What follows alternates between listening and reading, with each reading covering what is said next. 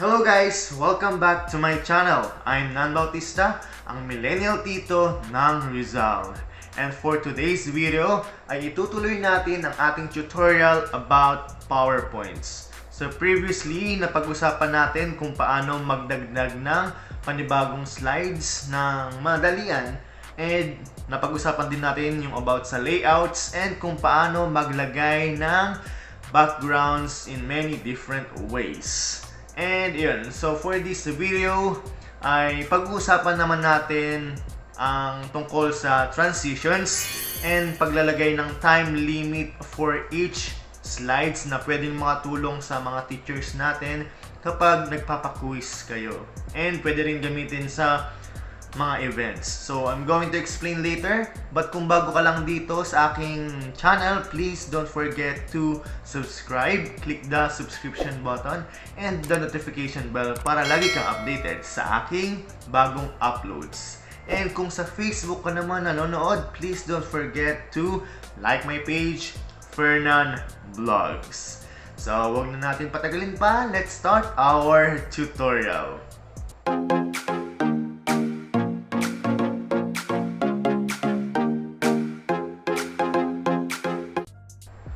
Okay guys, so ang pag-uusapan nga natin today ay all about transitions.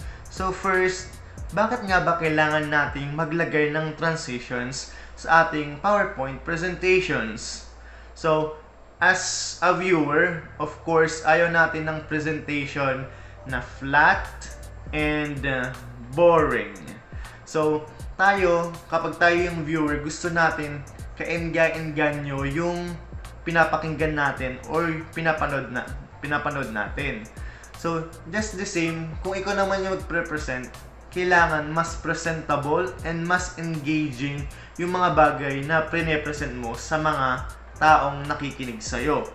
So, just the same with movies, TV series, or even sa TikTok. Di ba kung napapansin nyo, ang dami naglalabasan na transitions, TikTok transitions na ginagamit nila para mas makakuha sila ng atensyon ng viewers. So, ganun din dito sa PowerPoint presentation. So, ngayon, papakita ko sa inyo kung ano ba yung pagkakaiba ng presentation na walang transition at presentation na merong transition. So, kapag walang transition ang presentation, ganito ang itsura niya. Diba? So, flat, boring, and walang kadating-dating. So, kapag meron naman transitions, diba?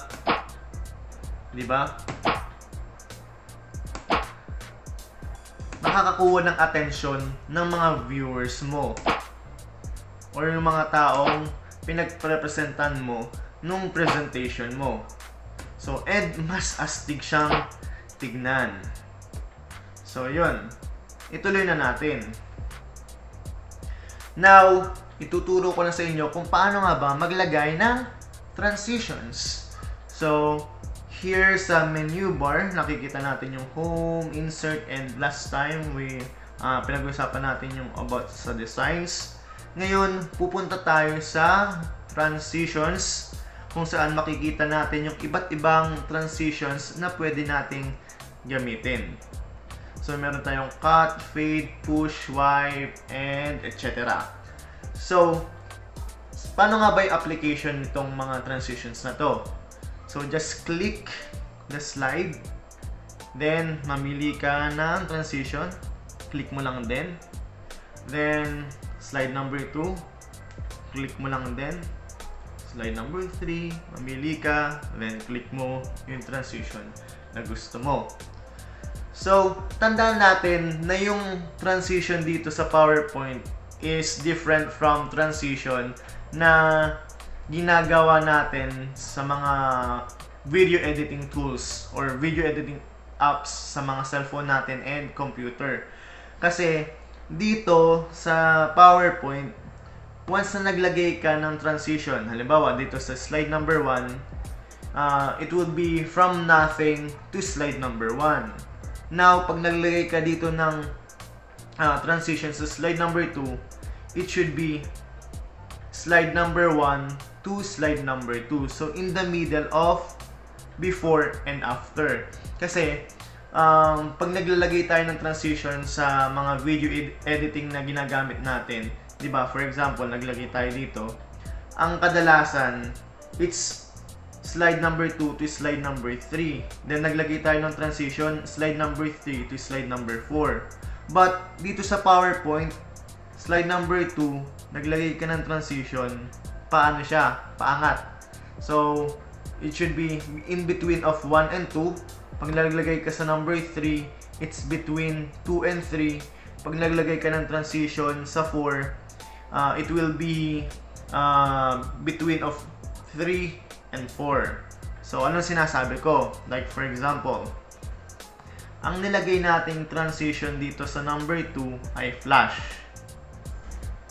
So, pag nagpunta tayo sa slide number 1, yung flash, applicable siya sa slide number 1 to slide number 2.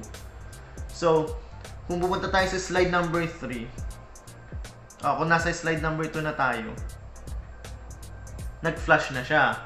Then, slide number 2 to slide number 3, yung nilagay na natin na transition sa slide number 3, iyon yung lalabas. So, that is the difference between PowerPoint and video editing tools. So, tandaan natin yan. Ngayon, nagmamadali ka. And of course, ayaw natin maging boring yung presentation natin. Maglalagay tayo ng kahit isa lang. Pipili lang tayo ng isang transition. So, for example, ito. Sa slide number 1, mamimili ka ng isa. For example, ito ng dissolve. Gusto mo lahat may transitions. Ang gagawin natin, dissolve. Yan, click mo yan. And apply to all. So, makikita mo, lahat meron ng transition. Diba? So, kung in-a-hurry ka, ganun na lang ang gawin natin. Mamili ka ng isa, then apply to all. Yan. Okay. Okay. Okay. Okay. So, yun.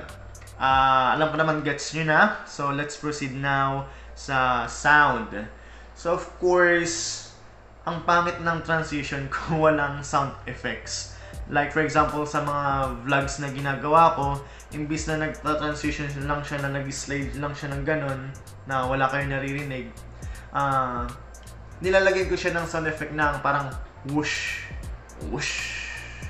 Diba? Parang every movement kasi na ginagawa natin, mas maganda kung may sound. So, para lagyan ng sound, ano bang pwede?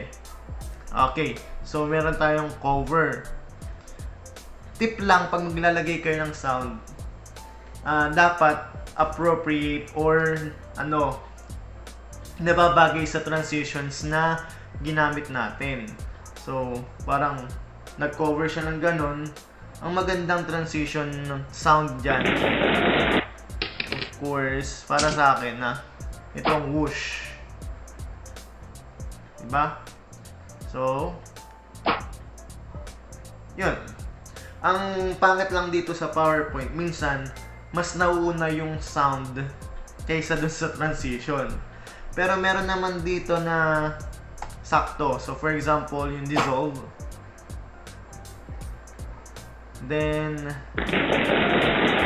ang nararapat para sa akin dyan, or yung saktong sound effects para dyan, ay itong chime.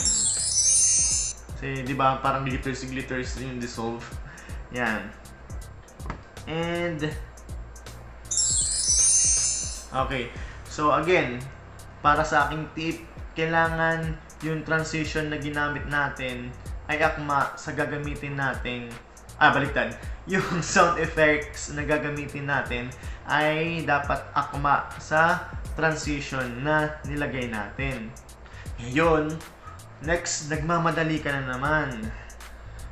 Syempre, isa-isa ka maglalagay ng sounds dyan. Diba? Ang gagawin mo lang, click mo yung isang slide, Control A sa keyboard, then click mo yung gusto mong sound effects. Okay? So, kung i-ano na natin, i-slideshow na natin, lahat may sound effects na. Diba? Yan lang kadali. So, meron na tayong transitions and sound effects. Now, ituturo ko sa inyo yung duration. So, minsan gusto natin yung transition between slide number 1 and slide number 2 mabilis, or minsan gusto natin slide number 1 to slide number 2 mabagal. So, dito tayo pupunta sa duration. So, pwede natin siyang pabagalin. Yan, nakikita nyo dito. Pwede natin gawing 5 seconds. So, kung makikita nyo, okay, lagyan natin, i-slideshow natin. 1, 2, 3, 4, 5. Okay? So, 5 seconds siya magkakaroon ng transitions from point A to, or slide A to slide B. And, pwede rin naman natin pabilisin. Ito, 1.2 seconds. Gawin natin 0.5. Okay, so, yung 0.5, yan ang kabilis. So, yun. That's all for duration. Kung gusto mong palitan yung transition time or duration between slides. Okay. So, now, pag-uusapan din natin yung timer. So, itong timer na to, maganda tong gamitin. For example, you are a teacher and magpapaquiz ka kasi modern na tayo, guys. Alam ko, marami na ding millennial na teachers dito. And instead of babasahin mo yung questions, sasagot yung mga student, babasahin mo yung question, yun, pwede na tayong gumamit ng PowerPoint pag gusto nating mag-quiz. Okay? So, gamitin natin yung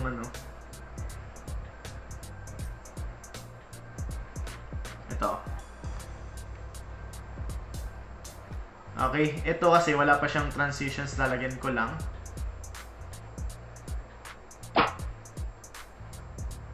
And yan. So, maglalagay tayo ng timer. Paano maglagay ng timer? Dito tayo sa advanced slide. So, kung nakikita nyo, on mouse click, naka-check. Kasi, pag nagpre-present ka, for example, nito, let's start our quiz now, slideshow. Lilipat lang yung slide once you press something sa keyboard or anything sa keyboard, or once you click your mouse. Yan o.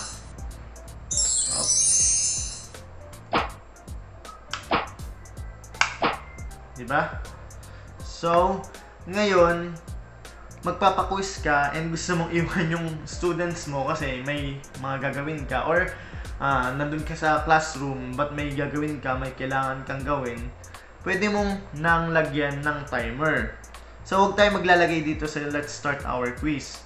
Dito na tayo sa slide number 11 sa first question. So, ang gagawin mo, instead of on mouse click, uncheck mo yan. Click mo tong, or lagyan mo ng check yung after. So, like for example, gusto mo magsagot yung student mo for 1 minute sa question na to. Pwede mo siyang iset na 1 minute. 000100. But since this is a tutorial, para mas mabilis, gawin natin ano lang. I think this is 1 seconds. 1 seconds? 1 second. Kung gusto nating 1 minute. So, I'm not sure check muna natin.